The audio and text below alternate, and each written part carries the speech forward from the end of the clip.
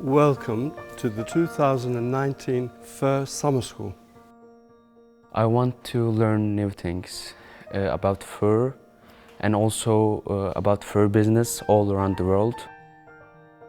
We visited the mink farm and it was really good to see how they're raising the minks. The body of the animal and different parts of it are used in different ways to create biogas and creams and various other ointments and things.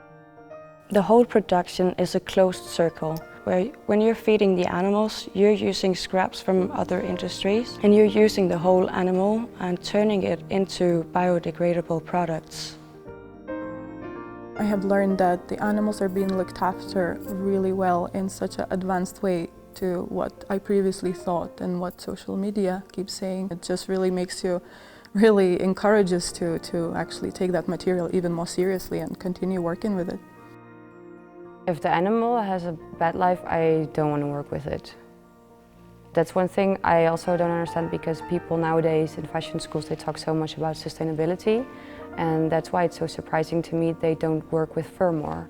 Because to me that's like one of the most sustainable materials you can use. It comes from nature, but it goes back in nature because it's biodegradable, so it makes the whole circle round, so it's circular fashion. We went to Siatista. We visited some stores and they saw us fur techniques and how they use every piece of fur and nothing goes to waste. Like when you're using normal fabrics, there's a lot of throwing away all the leftover materials, but I like the fact that you can use every little piece in fur and actually create a whole new piece with it. I like the fact that there is no wastage involved in fur. Even though fur is sustainable in general, but the fact that these people here in the city, they use every tiny bits and pieces of the pelt. Then whatever is left from the skin, the scalps, we collect it. And here we see actually the proof of this, sustainability, 100%, which is amazing.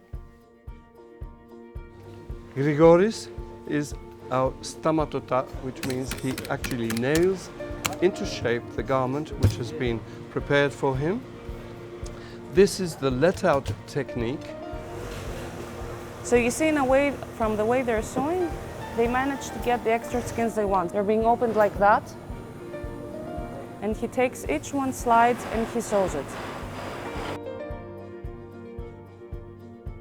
Welcome to DTS company. It's a dressing and dyeing factory.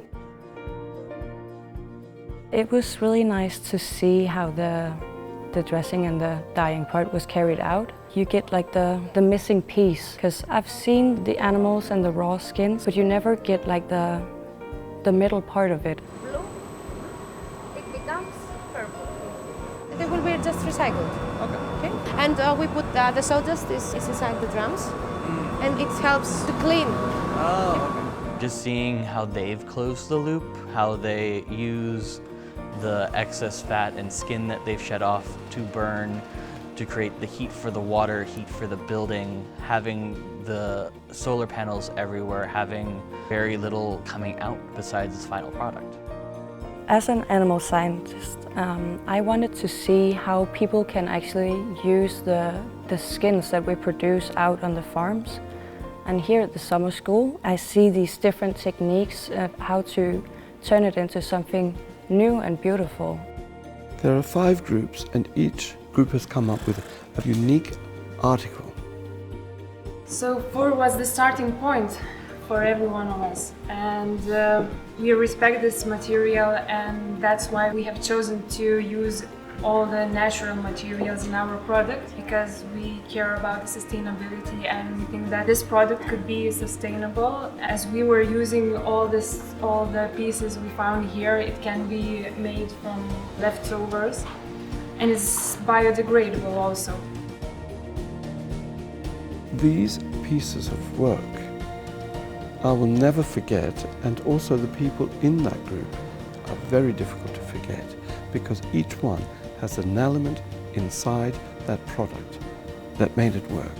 Through the summer school, I was able to see all the processes from start to finish, understand it to the fullest, and clear up any of those possibilities that people will talk about when they speak of the fur industry.